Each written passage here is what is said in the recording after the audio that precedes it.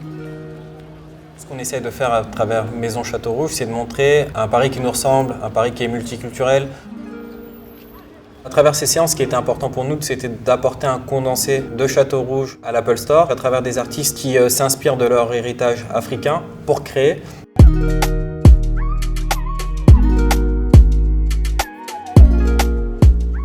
Ma mère est d'origine guinéenne et on écoute beaucoup de musique de mon pays. Sauf que la musique de mon pays, c'est un peu triste. J'avais de la chance aussi qu'elle écoutait énormément d'afrobeat des années 70, 80 au Nigeria et au Ghana. En étant dans le rap US, ils avaient toujours une longueur d'avance parce que quand ils parlaient de Curtis Mayfield, c'est ce avec quoi ils ont grandi. Et c'est pas spécialement ce avec quoi nous on a grandi ici en fait en tant qu'Africains de la diaspora. Taboulé Rochero, ça c'est notre héritage. Donc là je me suis intéressé en fait à amener un truc qui nous appartenait uniquement à nous. Mon inspiration africaine, elle est venue naturellement parce que voilà, j'ai grandi avec des parents d'origine sénégalaise et en parallèle en ayant grandi à Paris, j'ai aussi appris la culture française et puis c'était hyper important pour moi lorsque je crée de pouvoir confronter ces deux cultures. Mon travail en tant que curateur, il a été intéressant parce que ça m'a permis d'exercer mon métier premier qui est auteur, mais sous une autre forme. Donc du coup, on a pu écrire une histoire avec des gens qui vont raconter une histoire. Donc il y avait une espèce de mise en abîme qui était assez intéressante.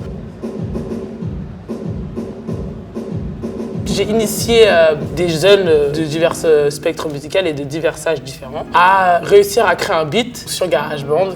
Et en fait, je me suis rendu compte que les gens étaient bien productifs à cette séance.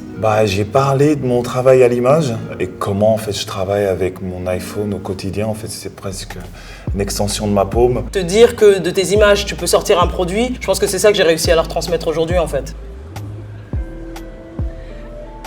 Alors Africa Riding, c'est marrant parce qu'en fait cette idée, je l'ai eue en 2007. J'arrive sur ces skaters en Ouganda, au Ghana, j'en trouve au Sénégal, au Kenya, en Tanzanie. Et c'est ça qui est marrant en fait à creuser. C'est comment une planche à roulettes change ta vie. Et selon l'endroit où tu te trouves, on n'a pas la même interprétation. J'ai parlé de 2 albums que j'ai sortis au Sénégal après l'album Poisson Rouge qui était sorti en France en 2001.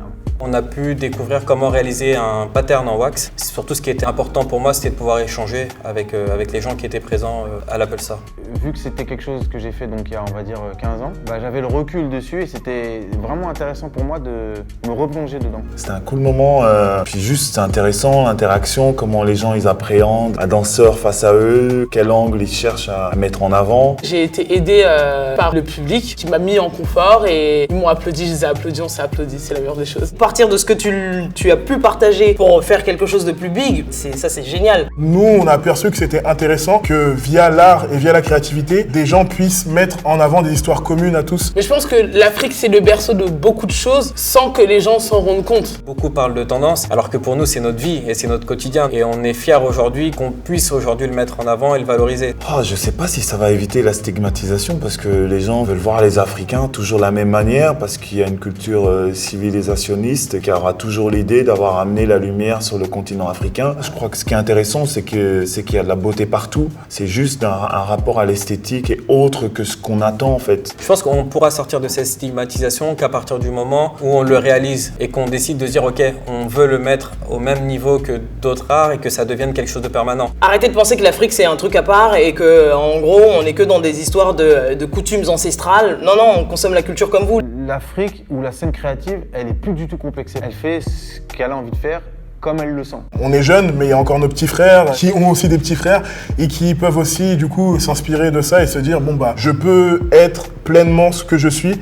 Quand ils vont en soirée, ils peuvent mettre un son d'Ombolo, tu vois, et ça a le même effet que nous avant quand on mettait un Wu-Tang, ou tu vois. Là où ça a changé aujourd'hui, c'est que c'est naturel pour eux. C'est notre histoire et je pense que c'est essentiel que ce soit nous qui la racontions, tout simplement. La notion que je veux défendre le plus possible dans l'art, c'est la notion de plaisir en fait. Juste j'ai envie de faire danser les gens, donc laissez-moi faire danser les gens, parce qu'après ils sont heureux.